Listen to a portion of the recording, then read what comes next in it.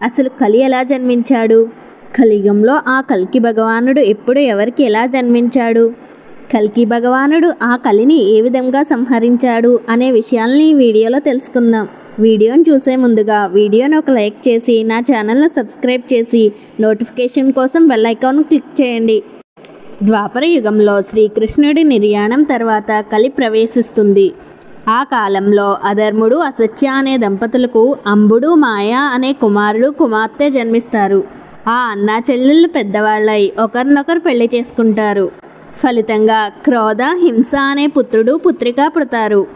వారు కూడా తమ తల్లిదండ్రుల్లాగానే ఒకరినొకరు పెళ్లి చేసుకుని కలి అనే పుత్రుడికి జన్మనిస్తారు. అతనే కలియుగానికి అధిపతి అవుతాడు.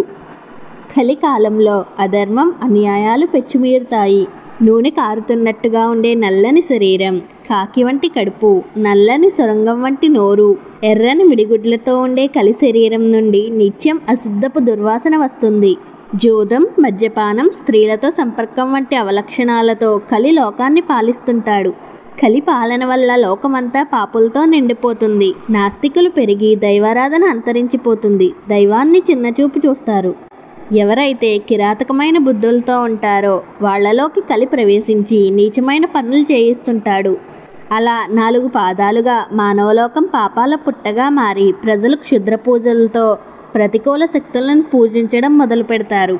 దీంతో దేవతలు శ్రీ మహావిష్ణువును ఆశ్రయించి లోకాన్ని రక్షించాలని వేడుకుంటారు. ఈ మేరకు శ్రీ మహావిష్ణువు దేవతలకు ధైర్యం చెబుతూ భరత వంశంలో శంబల అనే నగరంలో జన్మిస్తానని చెబుతాడు. ఆ నగరంలో విష్ణుయశుడు సుమతి అనే పవిత్రమైన దంపతులకు పుత్రుడిగా జన్మిస్తానని చెబుతాడు. లక్ష్మీదేవి సింహళ ద్వీపంలో పద్మావతిగా అవతరిస్తుందని పేర్కొంటాడు. ఇచ్చిన మాట ప్రకారం విష్ణుయశుడు సుమతులకు 4 చేతులతో శ్రీ మహావిష్ణువు జన్మిస్తాడు. పవిత్ర గంగా ప్రక్షాళనతో ఆ 4 చేతులు 2 చేతులవుతాయి. మృత్యుంజయుడైన మార్కండేయుడు కల్కి అని నామకరణం చేస్తాడు. ఉపనయనం తర్వాత కల్కి తండ్రి వద్ద సెలవు తీసుకుని శాస్త్ర విద్యలు వేదాలు నేర్చుకోవడానికి ప్రయాణమవుతాడు. మార్గ మధ్యంలో పరశురాముడు కనిపించి కల్కిని మహేంద్రగిరికి తీసుకువెళ్తాడు.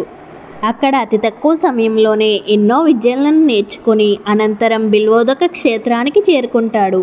అక్కడ శివుడిని ప్రార్థించి సాక్షాత్కారం పొందుతాడు. ఈ సందర్భంగా శివుడు కల్కిని తన ఒడిలో కూర్చోబెట్టుకుని జన్మరహస్యం చెబుతాడు. కలికాలంలో పాపాలను అంతం చేయడానికి ఈ అవతారంలో జన్మించావని చెప్పడంతో పాటు దివ్య శక్తులు గల గరుడ అశ్వాన్ని బహుకరిస్తాడు. అనంతరం రత్నపు పిడికిలు గల ఖడ్గాన్ని అందిస్తాడు.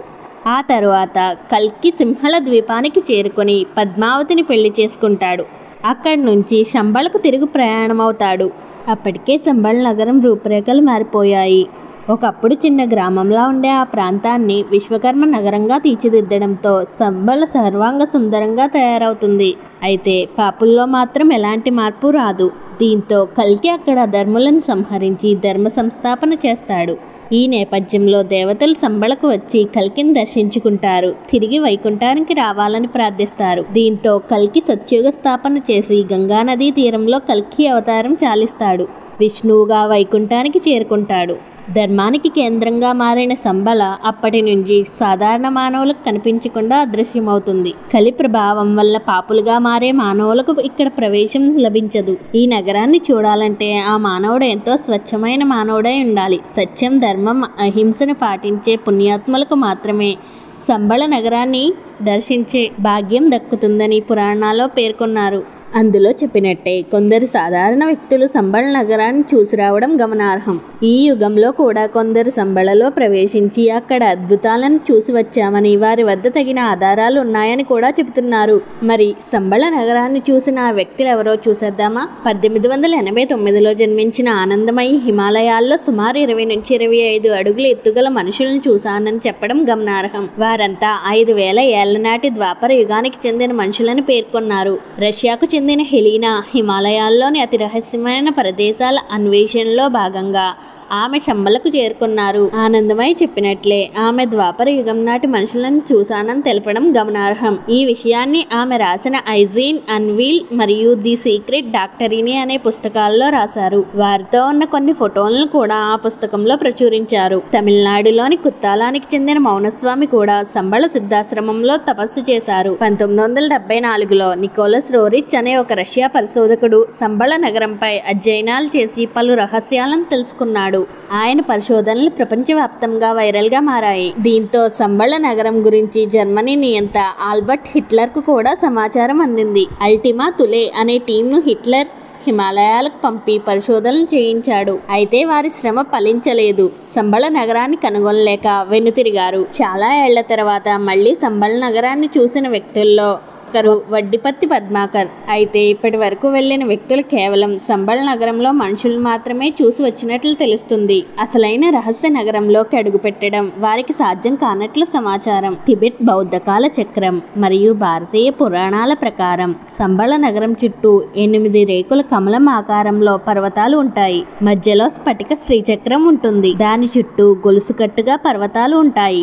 సంబళ రాజధాని పేరు కలాపాగా పేర్కొంటారు. స్ఫటిక శ్రీచక్ర భవనంలో ఒక భూగ్రామం నమూనా ఉంటుంది. అది తిరగబడిన పిరమిడ్ తరహాలో ఉంటుంది. అందులోకి వెళ్లేందుకు కొన్ని సొరంగాలుంటాయి. అందులో 1,000,000 సూర్యకాంతుల కాంతితో సమానమైన చింతామణి అనే దివ్యమణి ఉంటుంది. అది దాదాపు పనసకాయ సైజులో ఘనీభవించిన పాదరసంలా గడ్డకట్టినట్లు ఉంటుందంట. ఇలాంటి ఎన్నో రహస్యాలతో కూడిన సంబళ నగరం అనేది ఎప్పటికీ అంతు చిక్కని మిస్టరీనే.